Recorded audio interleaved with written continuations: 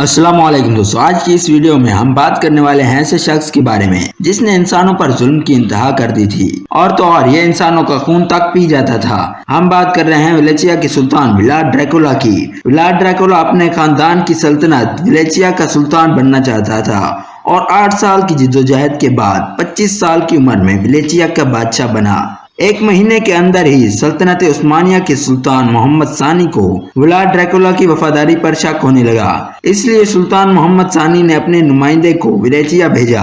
اس وقت تو ولاڈ ڈریکولا نے سلطنت عثمانیہ کی شرائط مان لی، مگر اس نے اپنے والد کی غلطی نہیں دہرائی جو اس کے والد نے 1442 میں خود سلطنت عثمانیہ جا کر کی تھی۔ ولاڈ ڈریکولا کی سلطنت اتنی بڑی تو نہیں تھی، مگر بڑے بڑے پہاڑ، خوبصورت جھیلوں اور سرسبز زمین پر مشتمل تھی۔ مورخین کے مطابق ولاڈ ڈریکولا کا محل کئی مرتبہ ترکوں کے ہاتھوں تباہ ہوا اور پھر تعمیر کیا گیا۔ محل کے آثار ابھی بھی موجود ہیں۔ ولاڈ ڈریکولا کی پالیسیوں کا مقصد سلطنت میں طاقت اپنے ہاتھ میں لینا تھا۔ اس نے مغربی یورپ کی دوسری ریاستوں کی طرح فوج بنانے پر توجہ دی جس کی وفاداری خود اس کے ہاتھ میں تھی۔ ولاڈ ڈریکولا کہتا تھا کہ جو شہزادہ اپنے گھر میں کمزور ہوتا ہے وہ باہر بھی اپنی مرضی نہیں چلا سکتا، اس لیے اس نے 2 برس اپنے مغربی ہمسائے ہنگری اور مشرقی ہمسائے سلطنت عثمانیہ کو خوش رکھنے کی پالیسی اپنائی تاکہ وہ اپنے گھر کے مسائل ان کے ذریعے حل کر سکے۔ حکمرانوں کے جلدی بدلنے کی وجہ سے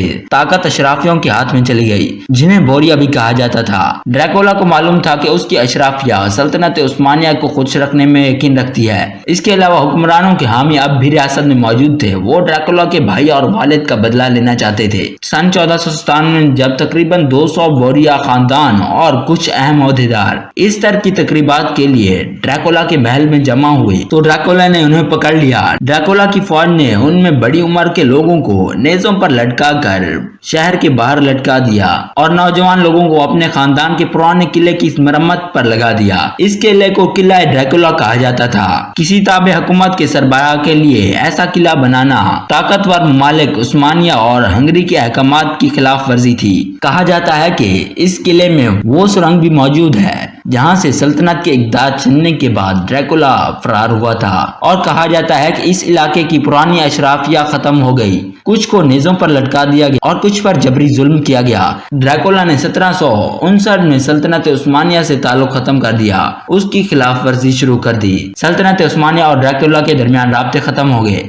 اس دوران ڈریکولا نے سلطنت عثمانیہ کے 2 اہلکاروں کو ہلاک کر ڈالا۔ اس کے بعد ڈریکولا نے سلطنت عثمانیہ کے قبضے میں ایک قلعے کو جلا دیا۔ اس کے بعد ڈریکولا اور سلطنت عثمانیہ کے درمیان جنگیں چھڑ گئیں۔ ڈریکولا نے مذہب کے نام پر یورپ کی دیگر ریاستوں سے مدد طلب کی، مگر اتحاد میں کمی کی وجہ سے کچھ خاص فائدہ نہ ہوا۔ ڈریکولا نے ہزاروں ترکوں کو مارا اور کئی ترکوں کو نیزوں پر لٹکا دیا۔ ترک اس جنگ میں کامیاب نہ ہو پائے۔ سلطنت عثمانیہ اور امریکہ کے درمیان 5 سالہ منصوبہ طے پایا۔